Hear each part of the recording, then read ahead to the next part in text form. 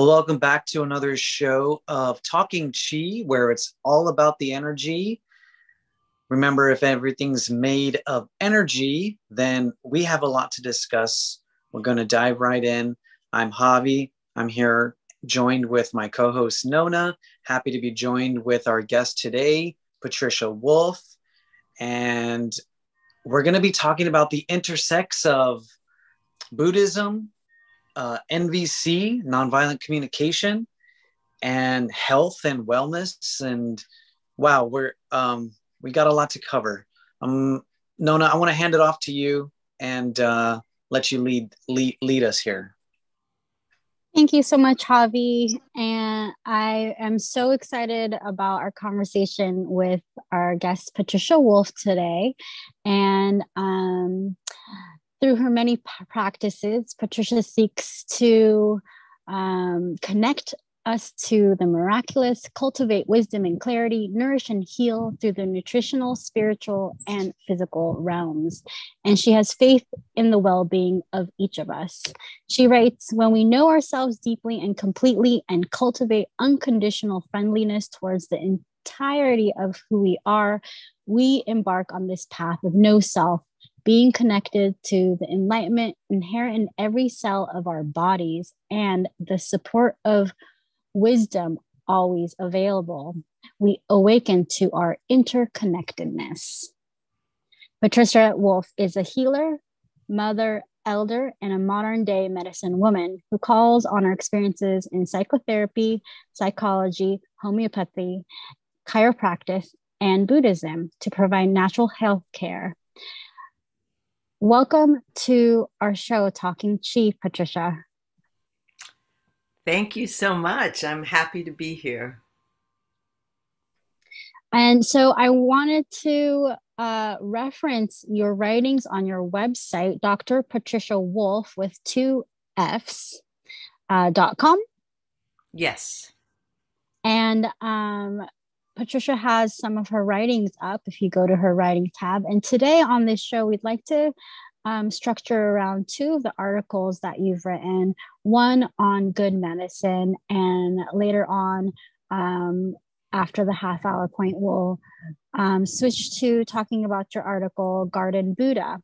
But we're always talking about on this show medicine, but movement medicine a lot because of our background in Qigong and Tai Chi. But it's all, and we always ask the fundamental question, the basic question of what is health, what is healing? And I love that that's where you start your article. I'm going to butcher these names of the quotes that you put here. So correct me that Vimil Akriti said, I'm sick. Vimla Kirti. Vilna Kurti, thank you. I think, perhaps. Said that I am sick because the world is sick, right? And that is one perspective. And Yunmen said the whole world is medicine. Those are 2 very different perspectives. And then you posit the question of what is good medicine and what is health. Could you please start off with your musings on these 2 questions and perhaps about where these quotes came from and what inspired you to begin your article with those 2 ideas? You know, in studying chiropractic, the thumbnail sketch of the theory of chiropractic is either too much or not enough energy as the source of disease. So it's either when there's a constriction that's blocking the flow of the river, or there's an onslaught, there's a flooding that inundates and, decimates everything. So I think movement and flow and resilience, especially during COVID time, looking at what was most important. And it seems that resilience having the ability to be with what is, understand and know it, this outrageous openness, and at the same time, the wisdom to know what it is that's to be changed and what it is that we are to accept.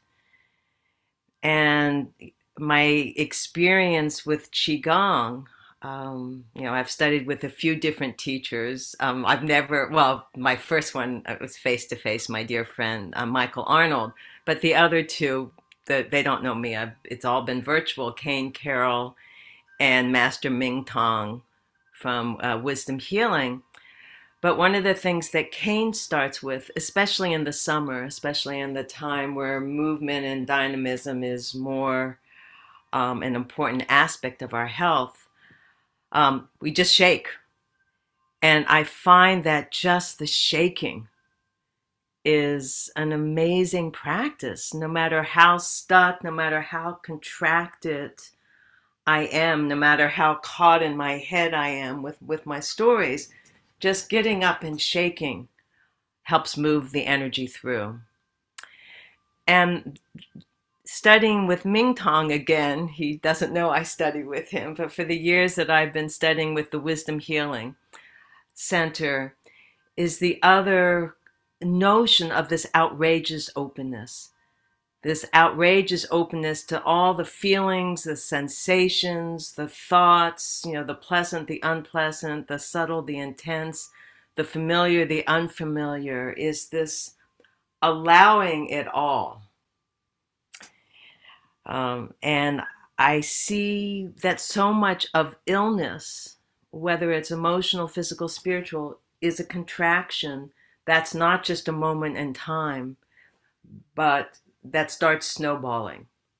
It's said that every emotion, every feeling, every thought has a beginning, a middle, and an end, that everything is impermanent, everything changes. That's the one given of life, unless we're trying to push it away or hold on to something, and then it's beginning, a middle, and endless.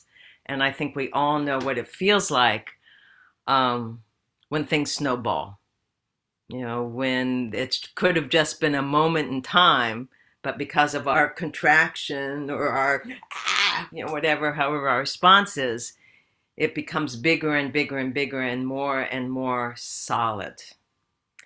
And as a homeopath, where, homeopathy is energy medicine, and unlike so many other strategies for healing, which all have their place, pharmaceuticals, herbal, botanical, orthomolecular, vitamin, mineral therapy, which we want to keep a level in our bloodstream. In homeopathic prescribing, it's about removing the obstacles to the flow of our energy in our body, about removing the obstacles and trusting the body's ability to rebalance and to grow and to flourish. For me, it's kind of like a homeopathic remedy when it's a well-indicated remedy. It's kind of like you have a little rock in a stream and a little eddy goes around it, but the energy's still moving, the water's still flowing. But if the rock gets bigger and bigger and bigger, pretty soon it blocks the flow. And so for me as a healer, in any way, shape, or form, whatever helps remove those obstacles and it allows the flow of the river back to the ocean is part of what I consider healing, is allowing that flow to continue. And at the same time, viewing our symptoms as portals of transformation, that everything is sacred, even our symptoms are sacred. Everything is sacred or God or whatever term you want to use, that there's nothing that's not sacred, even though when we're in the middle of something, I can go, what are you talking about? But yeah, so that's a long answer to your question. No, that is so beautiful. Thank you. I definitely, a lot of what you say aligns with all of the Qigong theory that, Javi and I studied under our teacher about the importance of flow to the flow of energy and life itself within our bodies, within our minds, and that we call those rocks that get stuck in that flow as stagnation. And that a lot of what we do with our movement medicine is to help to remove that stagnation. Well, first become aware of it even, and to recognize that it's there and not be afraid to step into a place of pain, which often is a blockage, and work with it, find out more, and see what you can do to help alleviate all of that. So how do you feel? I can kind of see how all of that relates, that stagnation, that state of stagnation versus a state of flow could relate to these two quotes that you started off with, either the perspective or the viewpoint as the sickness being because the world is sick, or the viewpoint of the world being a source of healing and medicine. How do you feel those things are related, that flow of energy and the perspective and your relationship to the world? I think they're both true. For me, it's a koan, those paradoxes that we can't really figure out with our minds, and we have to come up with a whole new way of experiencing reality as it is.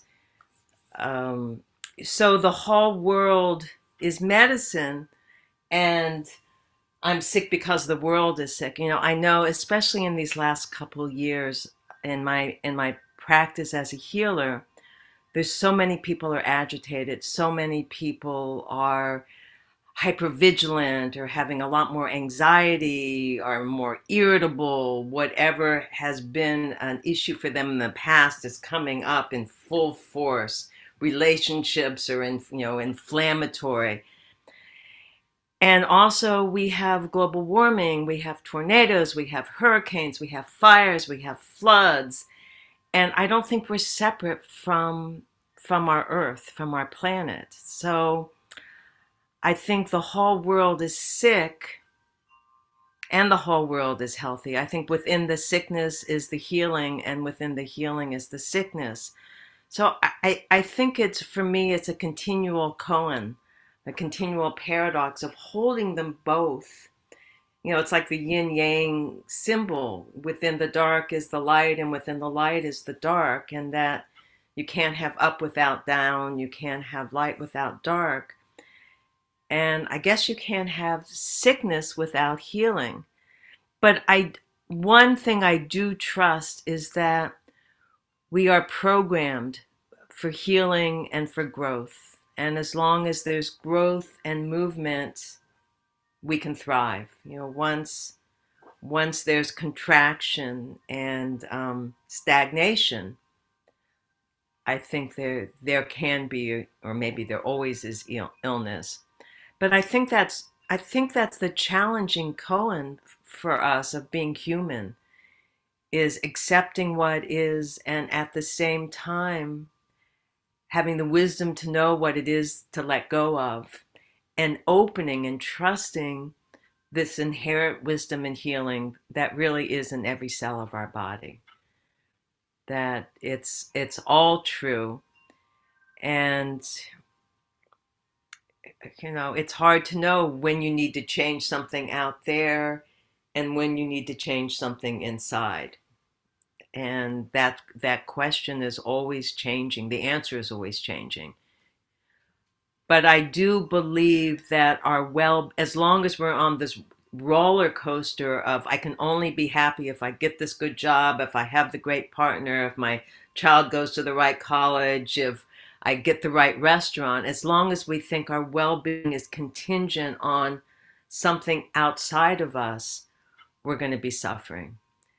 And so it also is, for me, an exploration of what it means to be human, is really knowing, for each one of us, it's different. What triggers us? What's our vulnerable imprint that we carry in and project onto the world? And that's an inside job of really understanding who we are, how we're wired, what triggers us, and going on this adventure of truly knowing ourselves, of truly being vulnerable, which sounds really easy, but there's a reason Brene Brown has TED Talk after TED Talk on being, vulnerable and what it really means to be human and surrendering to this tender heart that we've spent lifetimes, building armors around that we think are going to keep us safe. So I guess some of it's melting and de-armoring, opening. I just want to break in here for a second and let everyone know that you're listening to Talking Chi with Javi and Nona. Our guest today is Patricia Wolff, and we are talking about what is health and what is healing from the homeopathy perspective, Buddhist perspective, what is medicine, how does it relate to internal and external experiences, and a lot of the things that you're saying, Patricia, are as Nona mentioned, mirroring Qigong principles that we often interface with and always, well, with our clients and with ourselves as well as we're on our own, journeys. The first thing that you said was also in Qigong theory, the yin deficiency and yang deficiency in terms of an area of the body that may be experiencing stagnation. The stagnation is a result of maybe too much energy, which is something I'm dealing with, like with a current injury. There was, as a result of repetitive movement, too much energy to a spot. So I'm experiencing stagnation there. And then I have another place in my body where I'm experiencing stagnation because there's an energy deficiency as a result of lack of use. So that was great to hear. And you talked about expansion and contraction, which are two energies that we're always trying to balance in Tai Chi and Qigong in the simple ways of opening what we call our bows of the body and closing our bows of the body to create a massaging effect in the body. And that's what we kind of, one of the principles of movement medicine. So I wanted to share that and let Nona guide us through I'm really excited to be, I want to know about the healer within. I think that's where you kind of left off. Yeah, I think on our deep cellular level, every cell is programmed for health and for growth. And I believe that often our mind gets in the way, and our response in working with trauma and with stress, it's not necessarily the trauma that's the problem, it's how we respond to the trauma that can create lifelong issues. So the healer within, I think one of the things that I've heard from my beloved patients is that one of the gifts that they have from being with me is I see them as well. And I see their symptoms as just temporary aberrations. And when they come to me feeling broken, all they can see or feel is their brokenness. And many I've known since they were children, or just, they walk in and I can feel their vital force. I can feel that they've got that healing potential, and that whatever's happening is really a strategy for healing, that our body has exquisite wisdom. We cough and we sneeze because we have cilia, little hair in our mucous membranes, and that trap invading viruses and bacteria or allergens. We produce mucus that entraps them and digests them. So coughing and sneezing is an exquisite way of protection and of healing. our fever, exquisite, mechanism for heating up the body so it's not as hospitable to foreign invaders. So, those are some examples, diarrhea, to get rid of something you've eaten that's not in your best interest. Constipation maybe doesn't have as many benefits as diarrhea does. Or vomiting, to get rid of things that, but that's an example, diarrhea and constipation, of too much energy and not enough energy. So those are some examples, I think, of our intrinsic healing ability. And one other that really relates to my practice as a psychotherapy and my life as an inhabitant of this body is another part of my practice, regardless of what I'm doing, is not othering anybody or anything. Is this seeing our deep interconnectedness. And I was listening to somebody's podcast. It might have been Michael Beckwith, was talking about outrageous love or something. He's such a dynamic speaker. But there was one thing that he said that really grabbed me, because I also had an injury and I was, always checking the injury. Is it still there? Oh, it's still hurting. And I realized, oh my gosh, I'm bringing this aggressiveness. I'm othering my body part. I'm treating it as if it's this, evil arising, instead of like, oh, you poor sweet shoulder. And I realized that even that way of dealing with body parts, or dealing with the part of me emotionally that might arise that gets triggered, this notion of don't get angry at your anger, hold it gently. Don't get angry at your sadness. Don't get angry at your injury.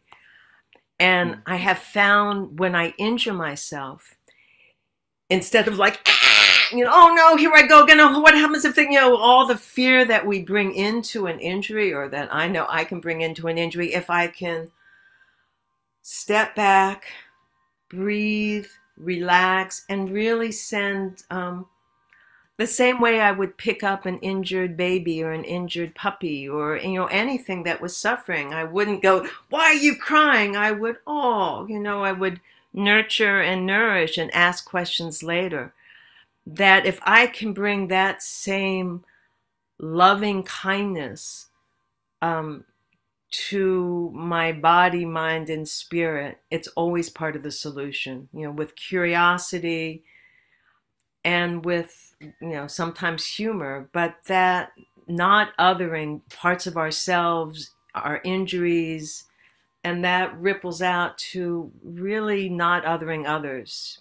And it's a continual practice of bringing compassion and kindness to every situation, first directed inward. And then as we feel filled up and safe, it ripples out into the world. I just want to ask for a clarification, if you would. Othering. This is kind of a word that another one of the persons we had interviewed previously used this word, othering. I'm like, oh yeah, that's great.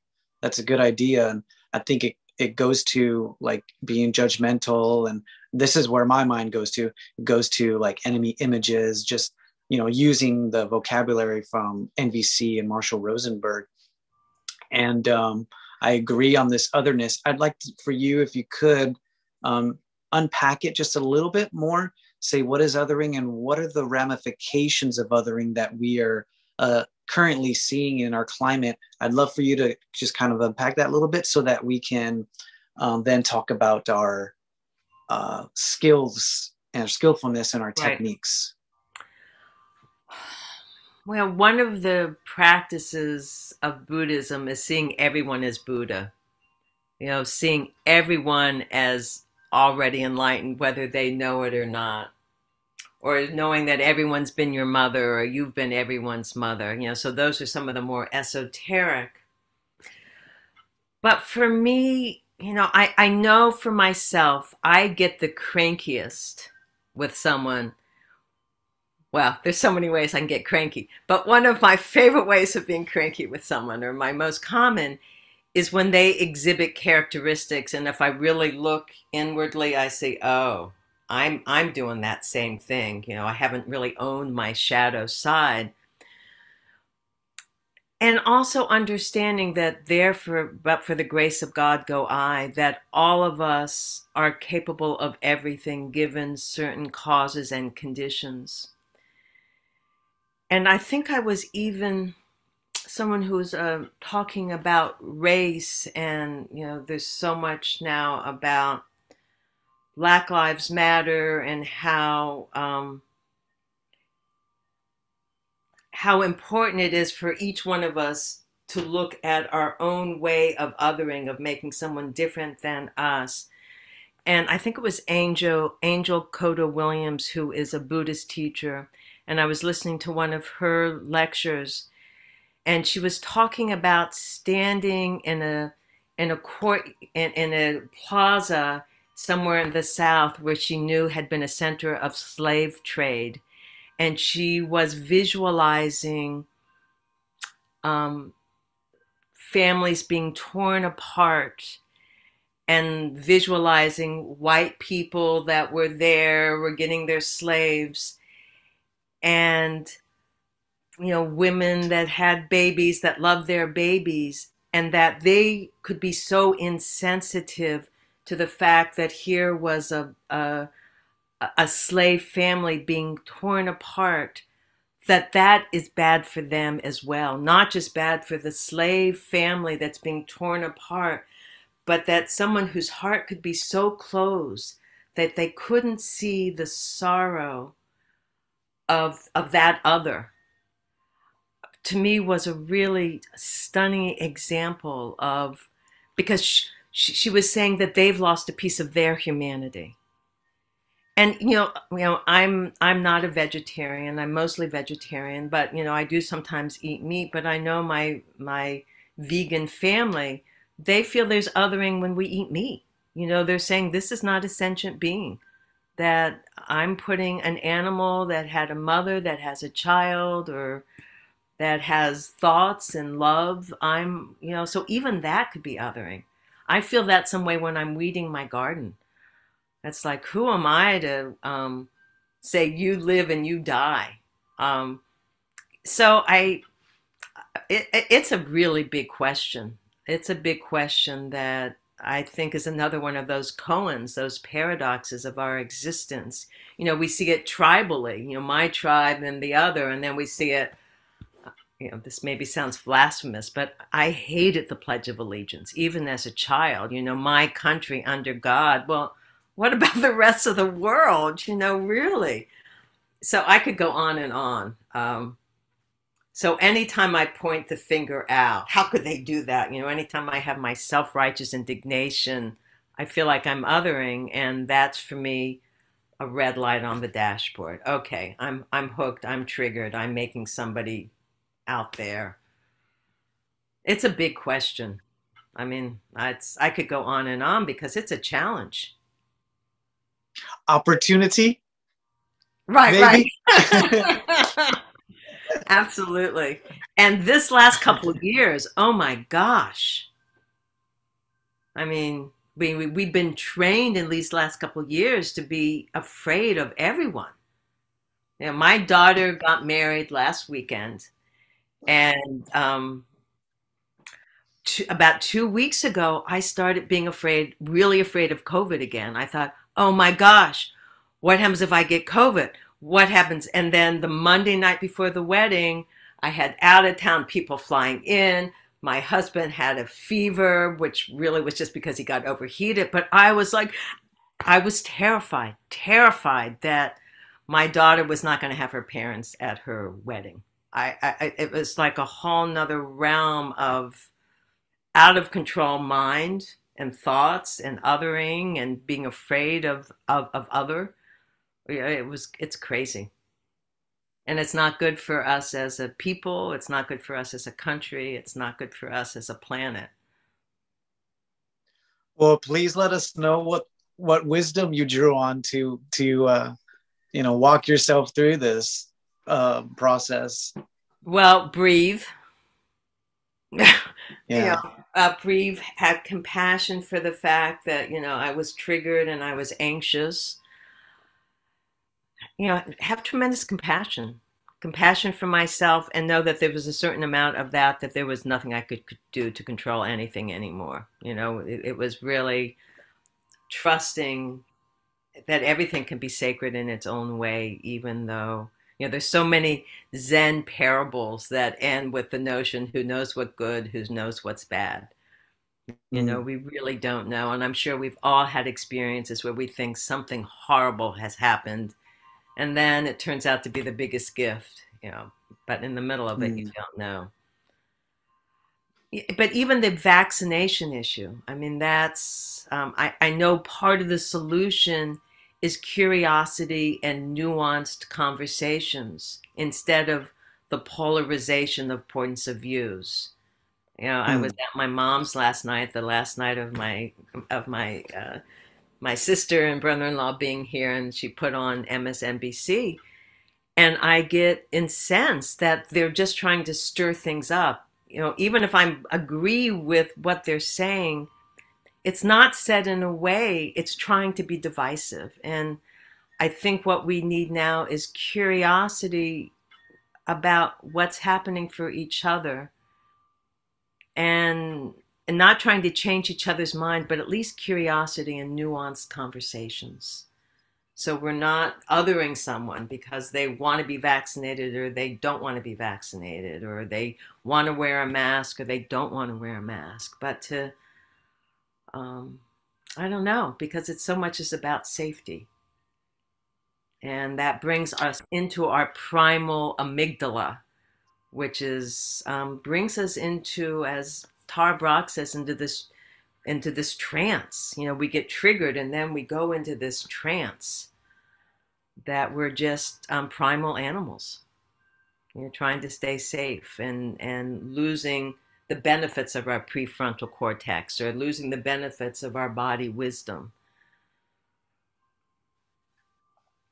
I just want to break in here for a second. If you're just tuning in, this is Talking Chi with Javi and Nona. Our guest today is Patricia Wolff, and we're looking at the intersects of nonviolent communication, Buddhism, healing, and interpersonal relations, and the skillfulness around it that we have been, in which we've been presented many opportunities, I think is what you kind of been saying in the past couple of years to practice this. Yeah. Nona, responses, questions? I see a lot of head nodding and a thumbs up from you. So for people who can't see the video. You asked the exact follow-up question that I was unmuting to ask just there, Javi. So I decided to just take a little bit of a back seat. But I kind of think a lot. Yeah, and it's it's interesting because I study a little bit of all of those modalities. So when I hear you bring up approaches or perspectives, I can really kind of see, oh yeah, I can see that, that tool or attitude comes from this practice and that practice, and it weaves all together. And it's really an interesting thing to be able to see how they complement each other so well and meld. I really would like to go back to that word of safety, because earlier when you talked about safety, I did have the question of how does that relate to our where we began with stagnation and flow. I think that's where you were going, was that if we feel safe, then we can create more flow, and then create within us and then externally. And so I think that's a great place to start. What are the prerequisites for creating that safety for us, and so that we can create energetic flow and flow of all the essentials? I think it's recognizing when we feel unsafe. I think that's the first step, is knowing when we're triggered, when we're hooked, when we're contracted, when we're, holding our breath or clenching our mouth or our stomach is in a knot. So that's always the first for me. And the other thing that just helps me kind of personally, because I think safety, I think for all of us, but it's said that developmentally, our sense of the world as a safe place to be gets set into place in our first 0 to 6 months.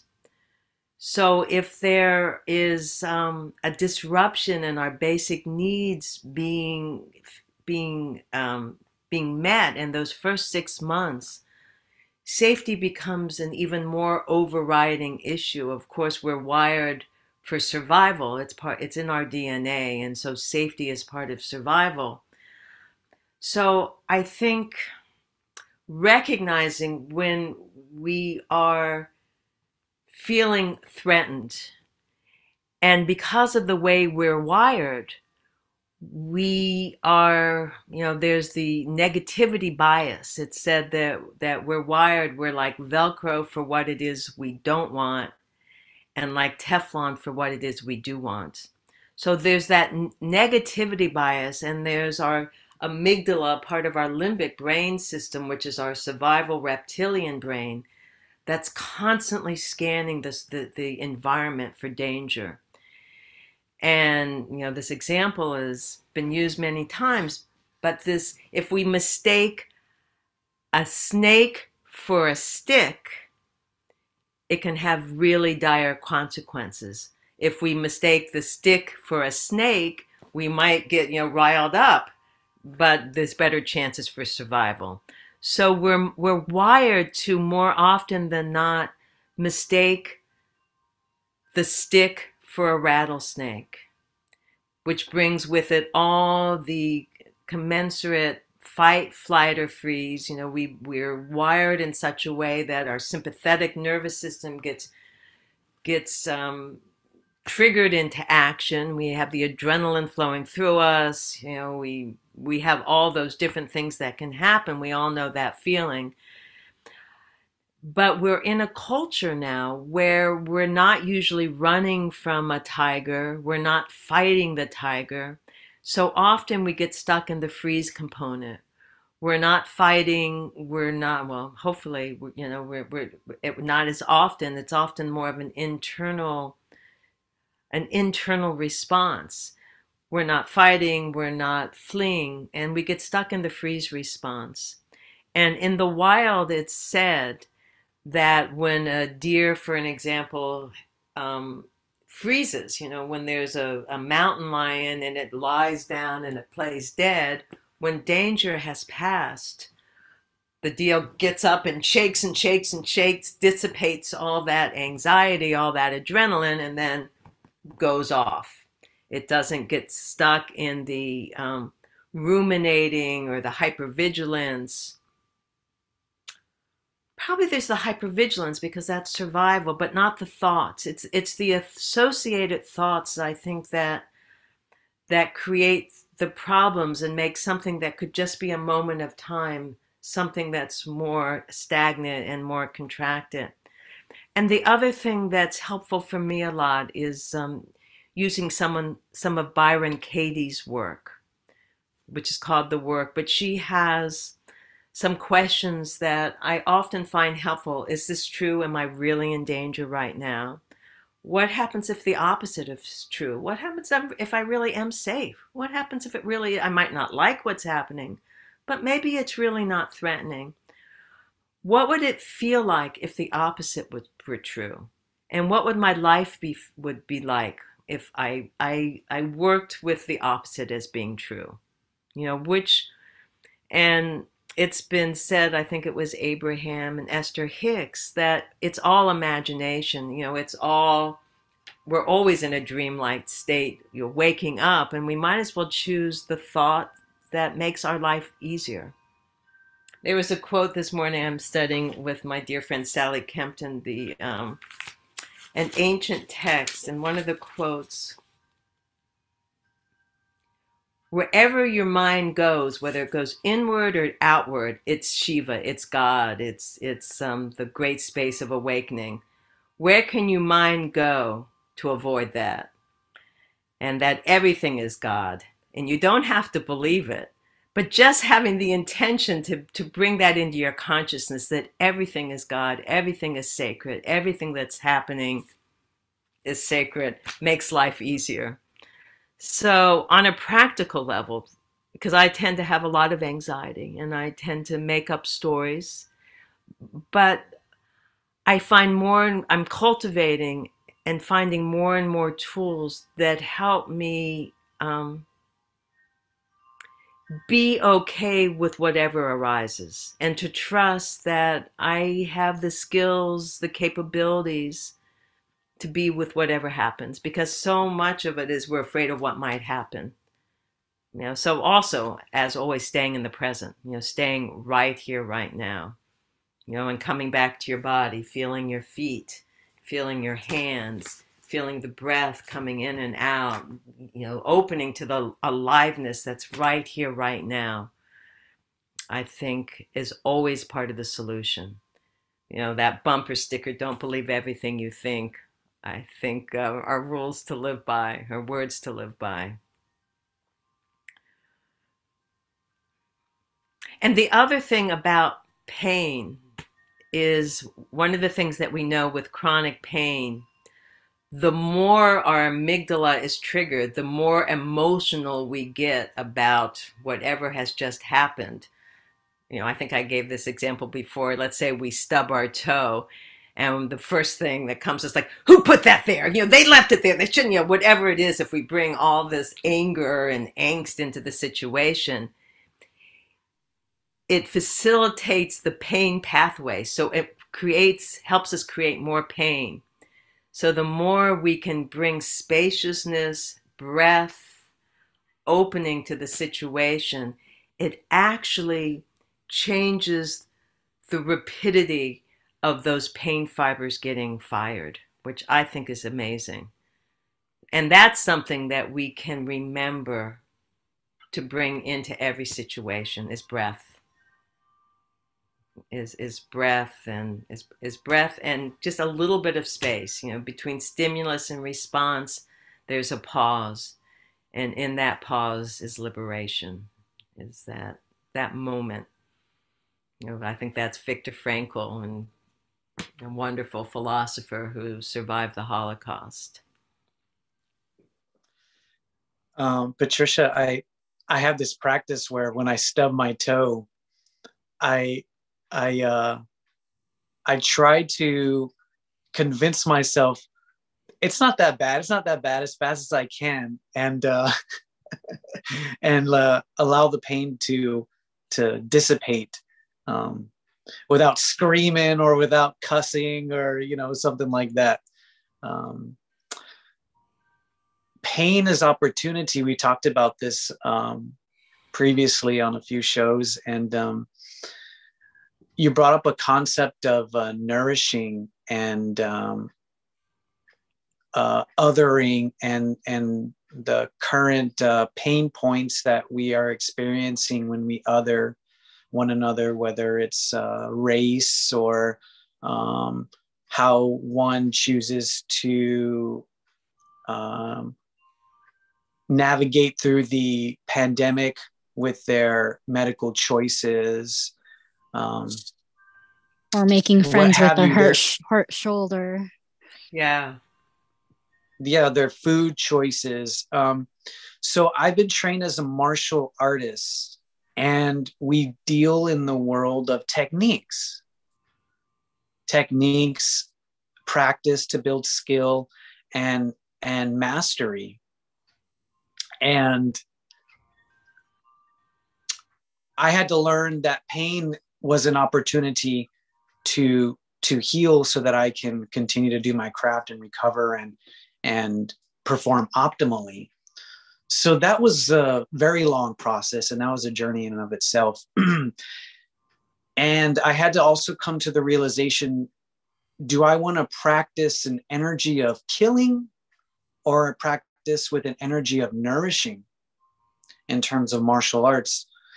And obviously one wants to be someone that nourishes and not kills, and one that can be compassionate and not violent. However, we find we can be violent to ourselves. We can be violent to others in a split second, and to no fault of our own, as a result of our programming, our emotional mind, as you said, the stimulation in the brain, the emotions. We also talked about stagnation and the flow that is required to facilitate healing. And so when you speak about othering, and when you speak about these common things that people are dealing with, food choices, medical freedom, what have you, I've come to realize that we have come to a place where interpersonally we're experiencing stagnation for whatever reason. As you said, we clam up or we freeze because we don't want to engage, or opposite of the end of the spectrum, we fight and we engage aggressively, a very yang approach. One of the things that popped up with the NVC workshops was politics and the art of communication. And I thought to myself, where have we come where we have to, regarding politics, learn the art of communication? And I remember growing up as a kid, hearing others talk about these things and hearing the ways that they talked about these things. Politics, religion. When I was growing up, these are the things that you never talked about, or you didn't ask anybody about, because you would be considered rude. Right?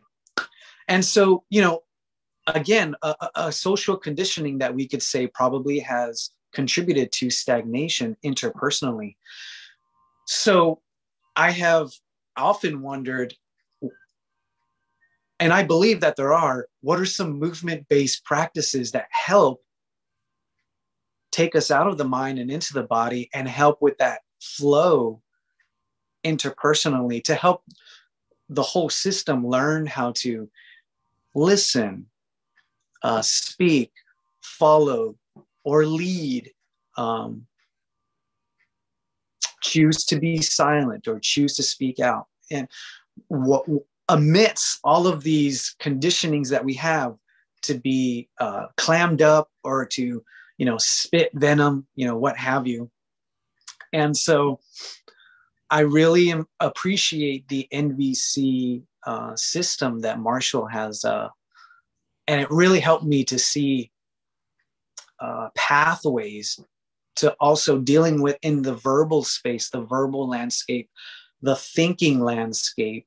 And so I view that in a way as medicine. Pain is opportunity. And I'm not sure where I'm going with this. I just wanted to present this to you. I wanted to present this to you because these are the things that I think about when we talk about Buddhism in application, nonviolent communication in application, othering in application, and then also how we can move forward with one another, hold one another by the hand, and be compassionate and be patient with one another in these regards. Well, that's a lot.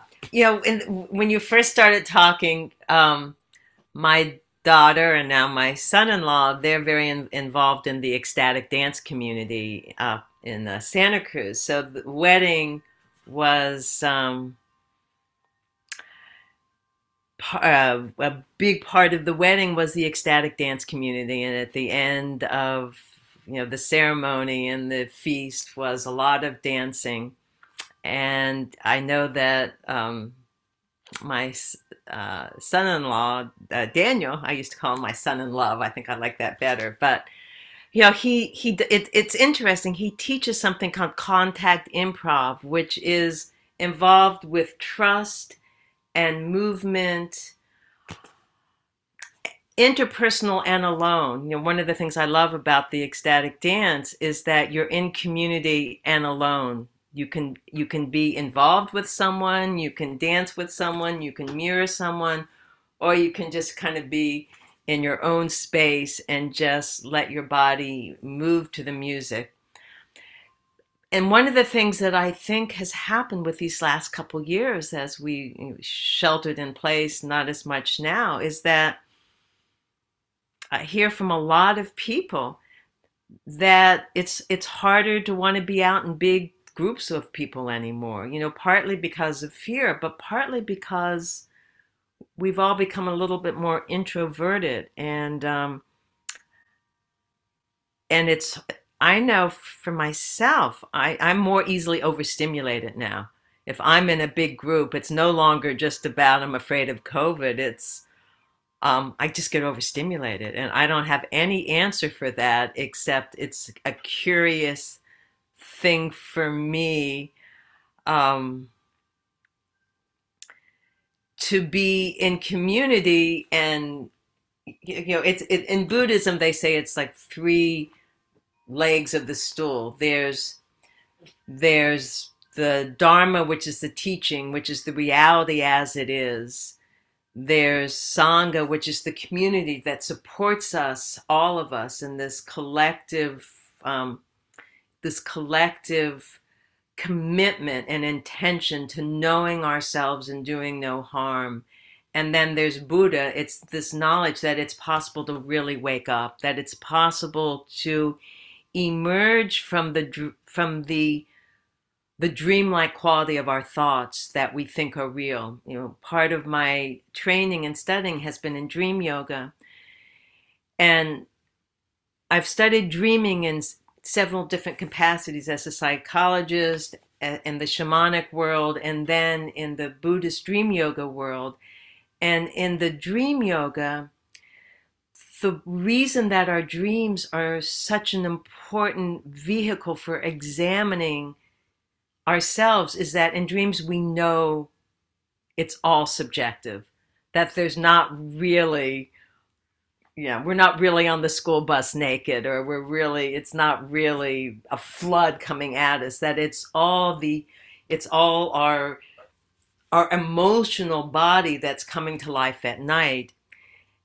And during the day, we think everything's real out there. And it's said that what happens to us during the day, those emotions, that emotional response to the world, seeds our dreams.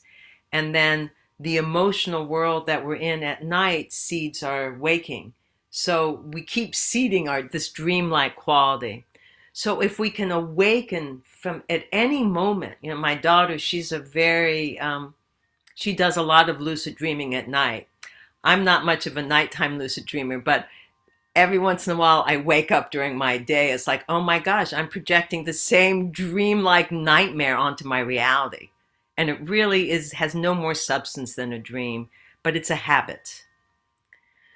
So I don't know if I'm answering your question, but so much of it is awakening from the dream, is knowing when we're triggered, and knowing that we all want to be loved, we all want to be safe, we all love our children and we love our parents, or in some deep way we do, that we all are sharing that. And so it's not our basic human needs that are the problem. It's our strategies that we use to try to get our needs met. And that's where the skills of nonviolent communication, the tools offered to us with the movement medicine, with the sitting meditations, with guided meditations, all of us help us.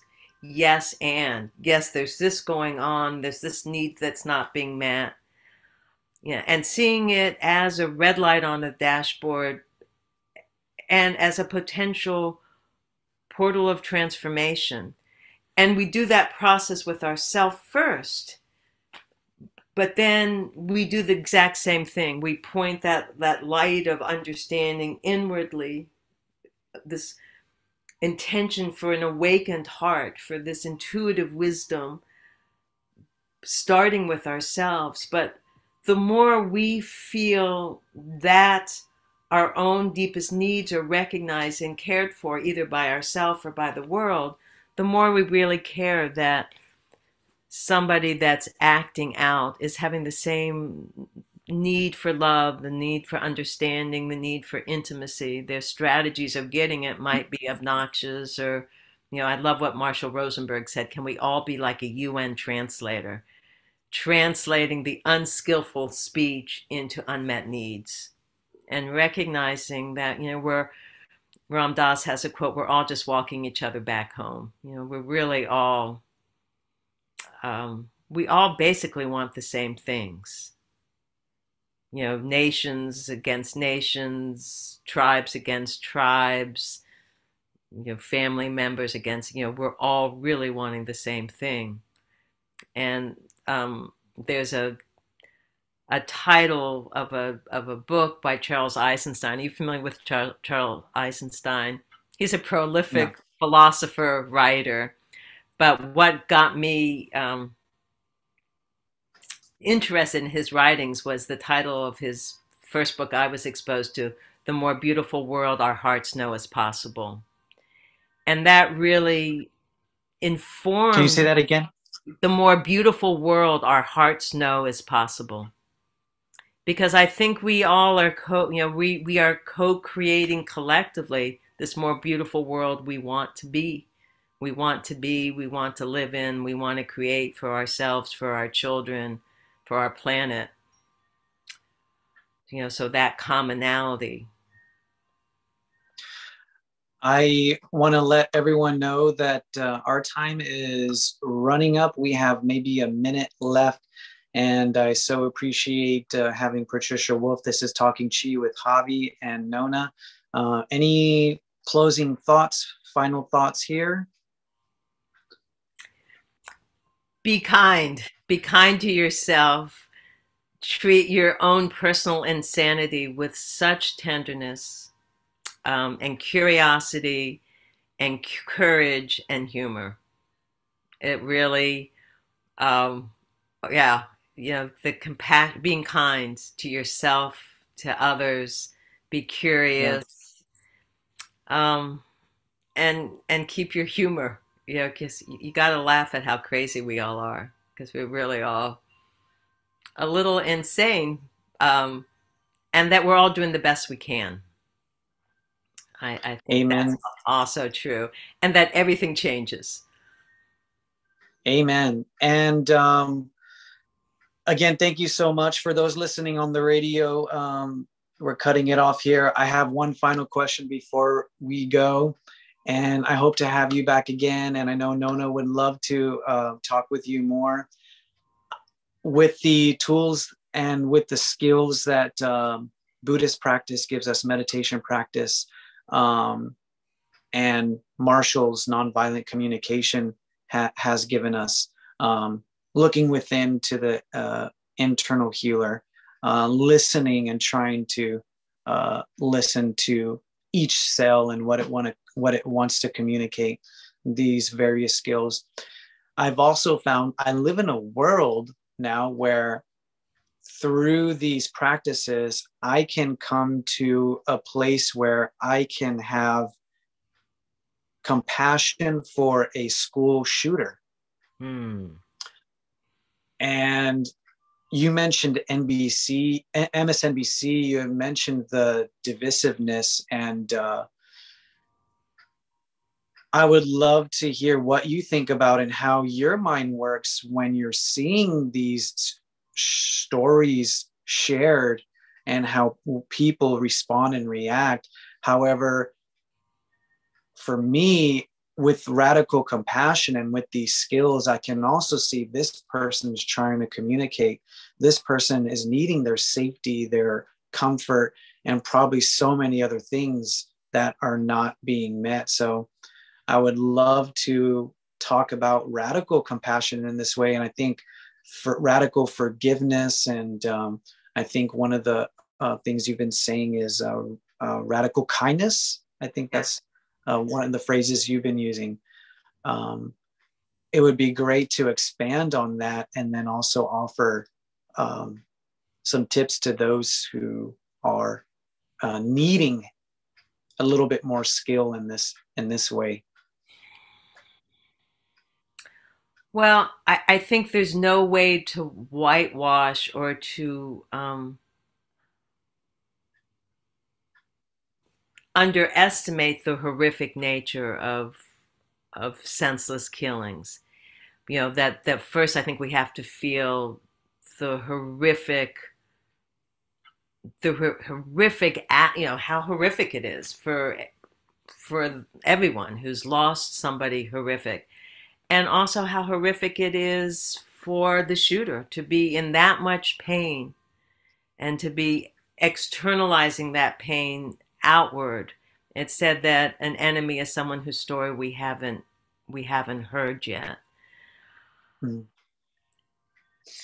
You know, it's said that, oh, I can't remember who said that, but was somebody who was a Buddhist who was maybe not a Buddhist, but was in prison for political reasons, who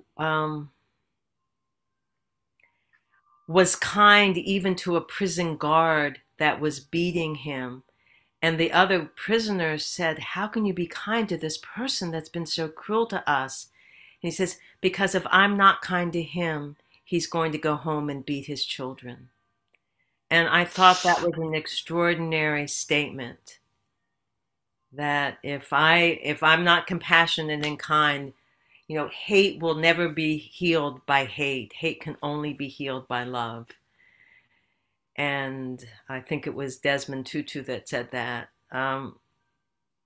But I think that's true, that hate is never part of the solution.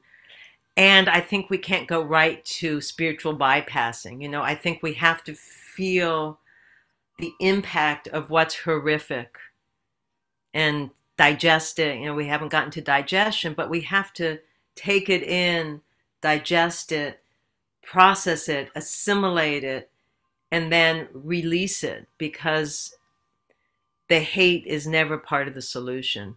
But to go right to, but hate lets us know, anger lets us know that what's most important is not being served.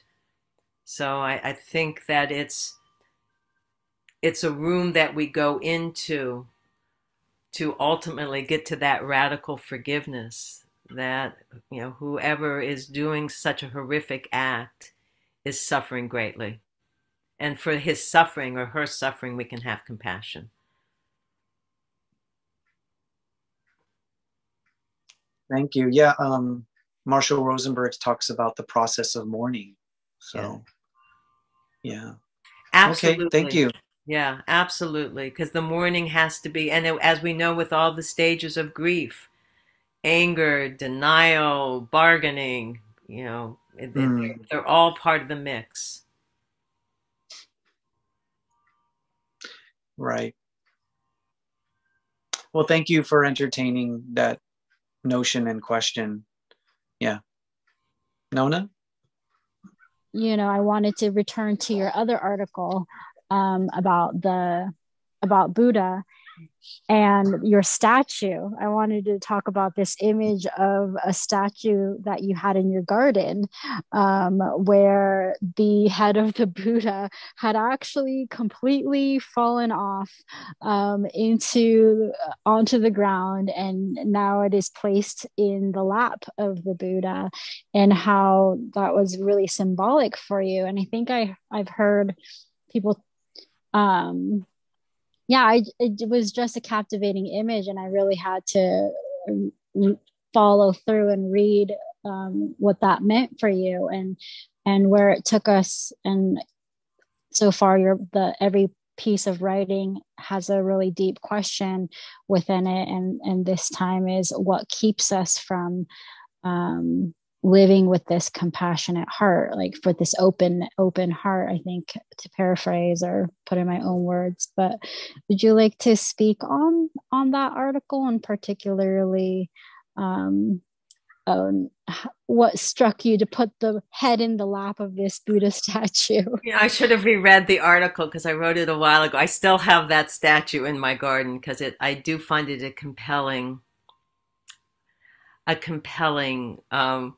image. because most of what creates suffering for us are the stories we tell ourselves and our mistaken notions of what we need to be happy and what we have to avoid to be unhappy. This, the Four Noble Truths of that. We're always, there's in the Genjo Koan that the more we grasp flowers, the more the blossoms fall, the more we discard, the more weeds abound, something like that. So I think Tara Brach was teaching a class recently, and one of the things, it was about surrender. And she said, there's two things we have to surrender. One is our attachment to our thoughts. We need to surrender our resistance to our feelings. And we need to connect to that great space of awareness, that great space of infinite potential. We need to connect to that interconnectedness, to that the infinite potential out of which, galaxies and nebulas and thoughts and words and stories arise. And I think our attachment to thoughts and our attachments to stories get in our way again and again and again and again. And this notion of not believing everything we think, that the instruction and the cultivating the ability to recognize when we're hooked, when we're making up these stories. And for most of us, they're very familiar. This is where these dreaming comes in. Most of them are kind of like, some of the dreams that we have. That I know for me, one of my themes, I'm on the outside, or there's something overwhelming coming at me, or I can't find what I need, or I can't do what something's in my way, or there's some danger that's coming my way. So it's the feeling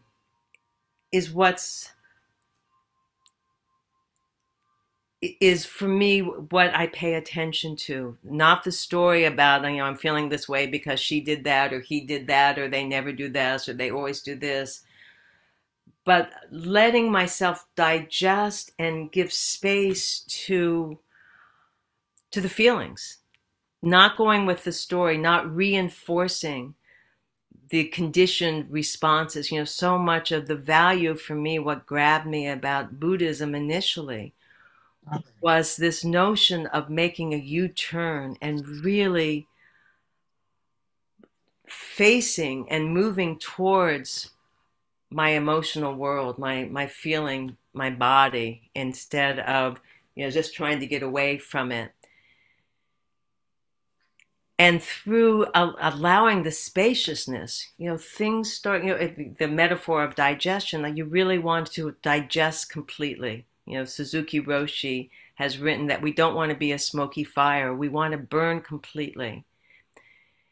And so by releasing the thoughts and being present with what's happening in the body, with this present moment right here, right now, being curious about what it is I'm believing that's producing these deep, familiar emotions. What need is really not being met? Being curious about what strategies might be helpful. Is this really an internal process? Is this one of these circumstances where it really is just penetrating completely, having tremendous compassion, like, you poor sweet me, not feeling sorry for myself, but this is familiar and this is ancient. Maybe not even this time around. Maybe this is part of my genetic lineage, my genetic heritage. From whatever, each ethnic group has their own epigenetic ways of torturing ourselves or feeling like we're tortured. Growing up Jewish, There's the sense of victim, of being on the outside, of being thrown out, of relatives being rounded up in concentration camps. Even though that wasn't in my life, it's so ever present in my life. Some of it from stories I've heard, but some of it I think is just in my genetic blueprints. We call that genetic memory. Yeah. And other ethnic groups have their own variation of the ways it's not safe or it is safe. My husband, who comes from white Anglo-Saxon, he's really into being polite and making sure his clothes always look okay. We'd be on a camping trip and in the middle of nowhere and going somewhere to eat with the kids, and he said, everybody has to change. It's like, we're in the middle of nowhere, we're camping, it doesn't matter. And I couldn't understand, like, why change? But as I explored this issue with my co-grandmother a couple of years ago, she said, well, being polite was a really important part of her heritage, because if you weren't polite, off with your head. Manners. Manners were really important. In the Holocaust, being polite, good manners weren't going to save you from the gas chambers. But in her transgenerational, it was an important part. That was one way you could control the chaos of the universe. So, the stories that we tell ourselves. I'm from Texas, and I'm Hispanic, and I grew up in Texas, and manners were a huge thing. Everybody says, yes, ma'am. Yes, yes, sir. No, ma'am. No, sir. What do you say? What do you say? Thank you. Oh, right. Yeah. Yeah, I get it. It's so interesting. I mean, that was such an epiphany for me to, I would just get cranky with my husband, like, really? What do you care? They look good enough. But I realized for him, it was a survival issue. And once we get triggered in survival issues, we lose our prefrontal cortex, which tamps down that fight, flight, or freeze. Mm-hmm. Well, I'm gonna have to. Your question. It's great. I'm gonna have to go. One last thing to talk about, but Javi, if you want to go, I can do my one last thing with her. How are you feeling, Patricia? Are you up for it? Oh, I can keep going and going and going. There's nothing I'd rather talk about than stuff like this. I would love to have you on again. There's so many questions. Go ahead, Donna. Well, I just wanted to tie it back together to our Qigong lens a little bit, because you said so many key points about practice, about, we put names to all these practices and teachers and perspectives, but really it's just becoming more and more skillful with navigating life and this human experience that we're having, right? So, but coming back to this Qigong lens of recognition, you've mentioned that word a few times in our interview as well, and having recognition be a first step in making everything else possible. That first step really needs to be there for us to understand when we're fearful, to understand when we're feeling safe or not feeling safe, to be open to other possibilities, to create that moment between our experience and our reaction, to even notice the stories that we're telling.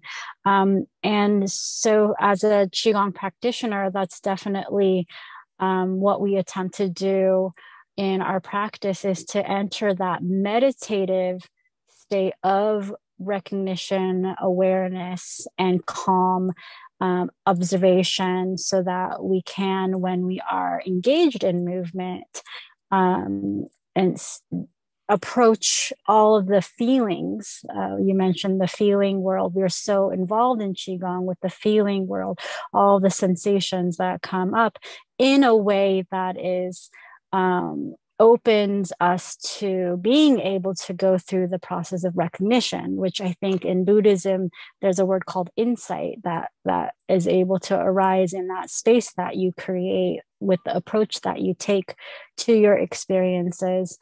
And so I was just just just elated with how, you know, all of these practices bring us to that same place of being able to just be, like you said, in the moment, basically, with just that basic feeling, without the stories and all the things that we humans do. And so going back to the image, that head dropping down into the lap, our teacher talks about the yin and yang energy centers of the body, the upper dantian and the lower dantian of the belly, the embodied self. And you talk about that feeling, and that word embodiment in your article as well comes up, where the moment when the mind and the lower dantians in the belly, the digestive center where the first cell was, can be as one. They're polar opposites, but then there's this two as one as two. Two is one is two principle that we talked about. All these Qigong principles float to mind when I hear all throughout this talk.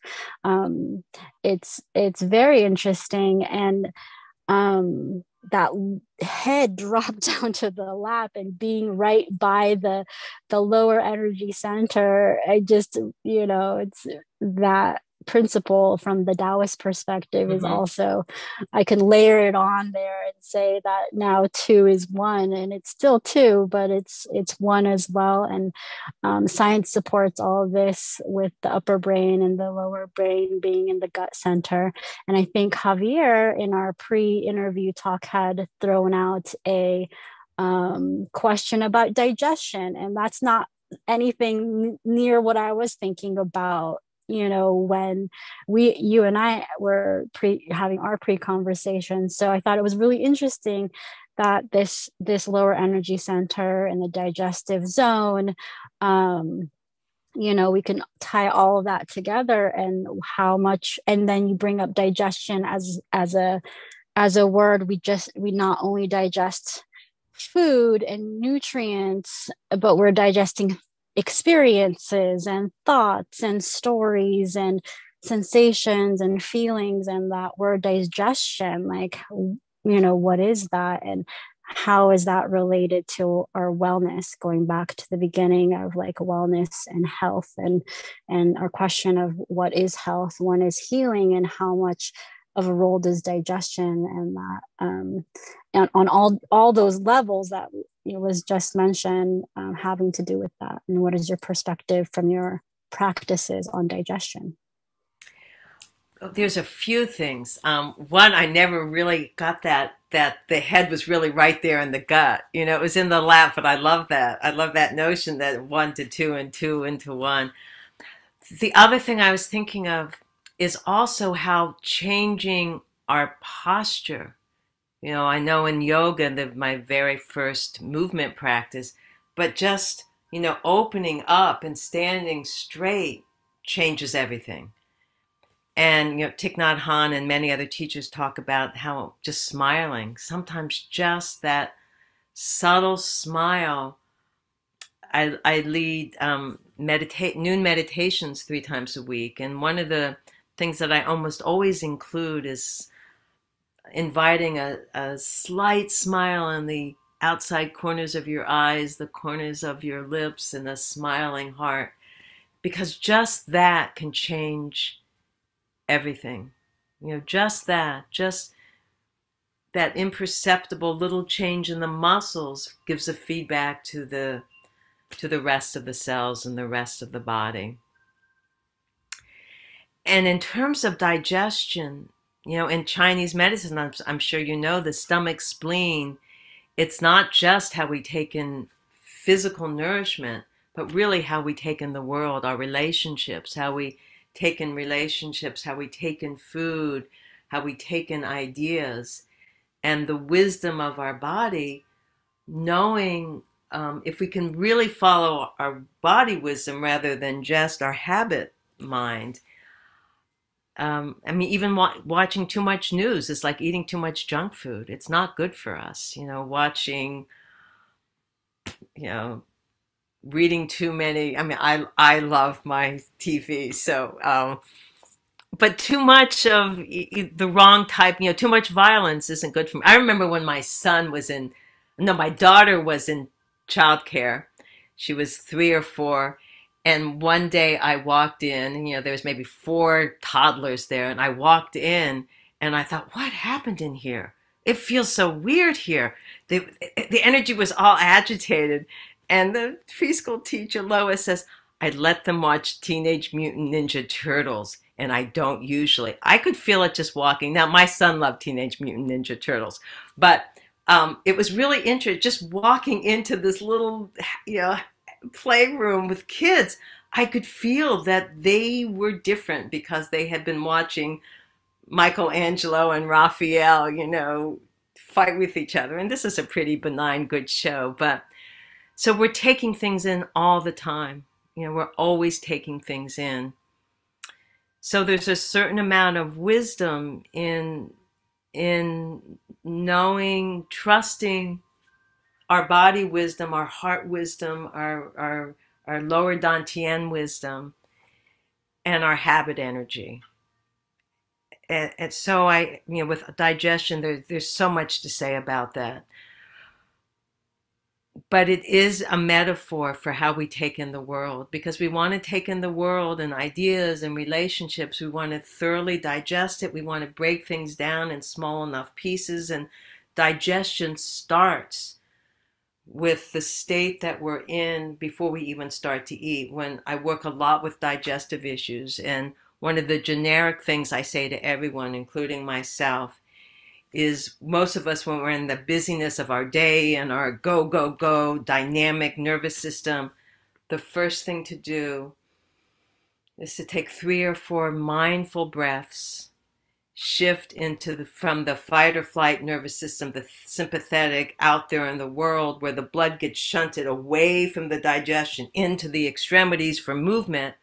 We want to take some nice deep breaths, shift into that rest, digest nervous system, or another way is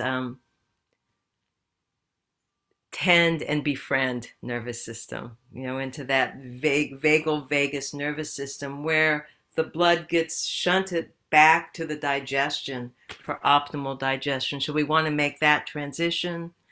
We want to really chew. We want to break things down into small enough particles. One of the things I love about Kane in his Qigong classes is that at some point, usually he talks about this magical alchemical saliva that gets created with our Qigong practices.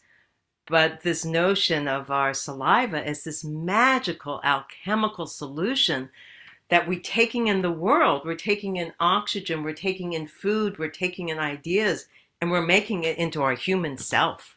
I mean, it's amazing. We are little machines that take the universe and make it human, and then we release and it goes back into the universe. So chewing, really well. One part of the Buddhist practice is we do sessions, longer meditation retreats. And our eating is part of the meditation. We do something called orioki, which is a very ceremonial, ritualistic way of eating, and the eating is part of the meditation. The meditation is part of eating. And that was one of the first realizations of, oh, this is really good for my digestion. I'm not farting at all after this, because I'm really eating, and not my usual just wolf it all way. But so one of the other things that I do with anyone with digestion is that kind of eating consciousness. And with bowel movements as well, the first thing I do when I'm working with someone with constipation is make sure there's spaciousness in the morning. that they don't go right into, making phone calls, getting online, going and doing that. You give yourself a chance to have lemon water or apple cider vinegar and water, something. You breathe, you really bring in bowel movement consciousness so that it becomes part of your daily ritual. So ritualizing both the way we take things in and also the way we let things out, honoring and making room and space, and really seeing those as ceremonies um, for life. So I have a lot to say about digestion because it's on so many levels. And now we know that we're more non-human cells than human cells, that we are universes in and of ourselves, just in our gut. There's everything in us. You said so many great things. And one of the things that's sort of paradigm shifting for me is routines, morning routine. It's like this person does this every morning as their routine, but I like this concept of ceremony. There's that sanctity, the sacredness. It's like, yes, bowel movements are important to me. Bowel movements are important to my body. My body is important to me. And so the spaciousness and that consciousness is important to me. Yeah, also. Yeah. That's great. And it goes back to the creation of habits, right? You're talking about how much habits have something to do with it. And we talk about that in Qigong as well, because we're just creatures of habits. And how many bad habits do we pick up in our societies today that don't serve us in the long run, but maybe did serve us in the short term, right? Right.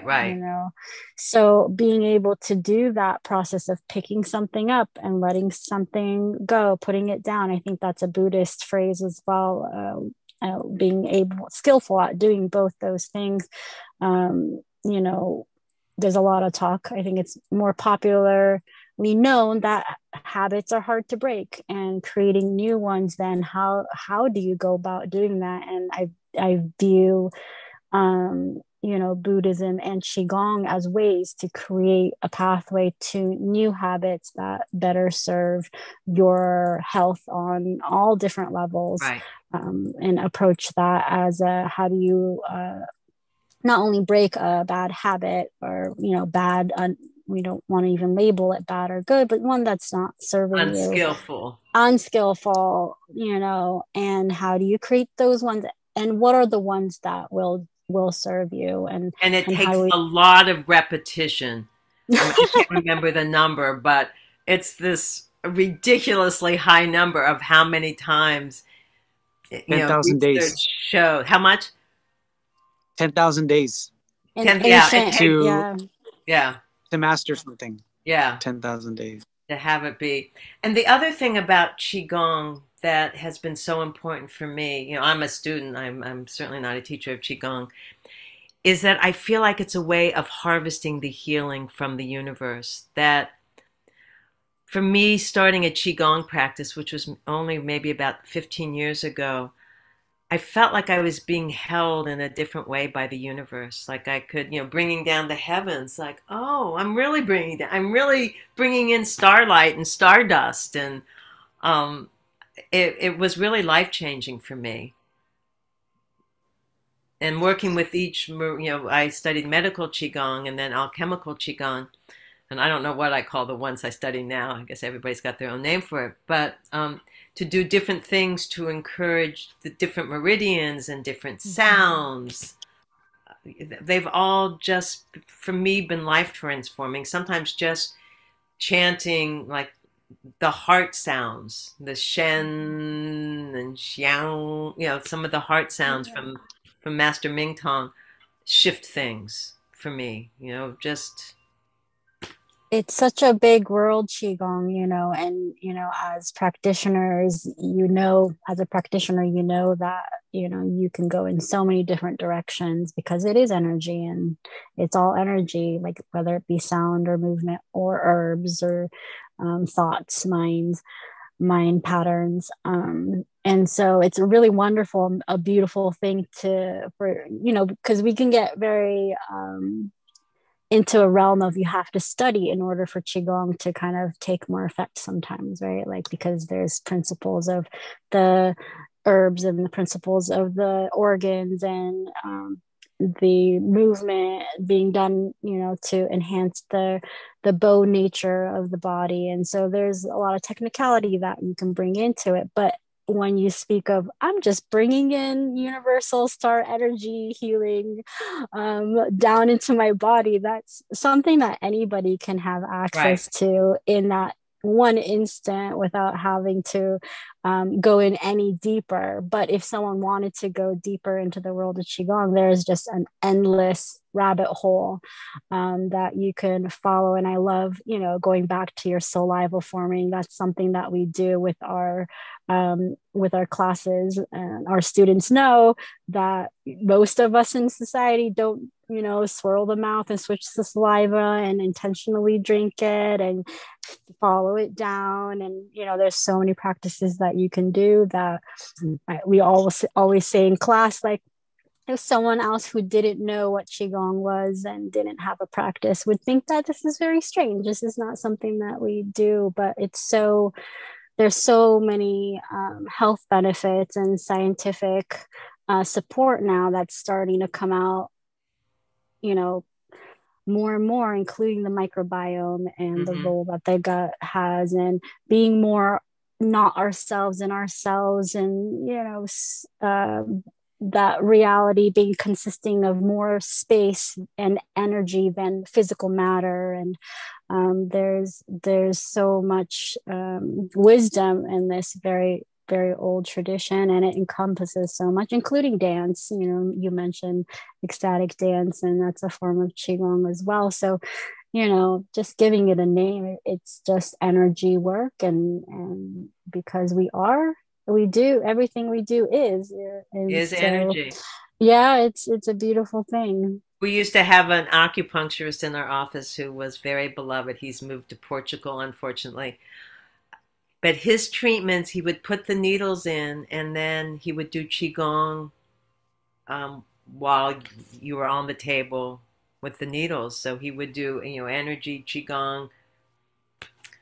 It was wonderful. They were probably the most yin treatments, because not only did you have the needles moving energy, but you had him moving energy right there. It was very lovely. He was a really lovely acupuncturist. Are your classes online? Our classes are online via Zoom, Okay. and right now we have them twice a week. Wednesdays are more Tai Chi, martial, and more Yang, I would say, practice, like, maybe. And then on Friday afternoons we have a more kind of health-based Four Seasons Qigong class. Oh yeah, not this year, but the year before, Kane Carroll, he was teaching the Qi Gnomes. So the whole year of Qigong classes were all with summer insect stirring and little heat and big heat, and he talked a lot about belligerent yang having to hand the thing over to the baby empress, and as yin starts to become more important. It was a wonderful way to study Qigong, to really see how we go through those 24-hour cycles in each day, each month, and in the year. It was, I learned a lot. Because summer So much doesn't to just talk start about. June 21st, It always seems so weird. Like, wait, the summer's almost over. How could this be the first day of summer? I like I really enjoy the conversations of the interpersonal, and I'm developing a program. I'm developing a program currently to bring Tai Chi partner practices, for social emotional learning. Oh, but more broadly for this interpersonal these interpersonal pain points that we're experiencing. Wow. So that sounds lovely. In my observation, it's so much of the fighting and the violence and the bickering is happening in the verbal landscape. We're more, civilized now. We don't kill each other as much as we did in the past. Right. However, that energy is still there and present, and it's still, when it surfaces, it's verbal. When it's swept under the rug, it's just, it's more of, it goes back to that either contracting or expanding concept. And so, yeah, I'm learning the value of the yin yang, the value of the Tai Chi principles, the concept of oneness. And I believe that there are some movement-based drills and practices that can help embody the experience of oneness rather than intellectualize, try to remember, because it's the cue is remember, right? Remember, like we're all one. And so I believe there's something different about Tai Chi in terms of a martial art. It's not a martial art per se. It has roots in martial arts, but there's this track and there's this whole other consciousness that's in there, where you're doing these movements that they don't really translate to battlefield or fighting per se, but there's something going on here that I believe that needs to be unsurfaced and explored more. So I believe that with its shamanic roots as well, and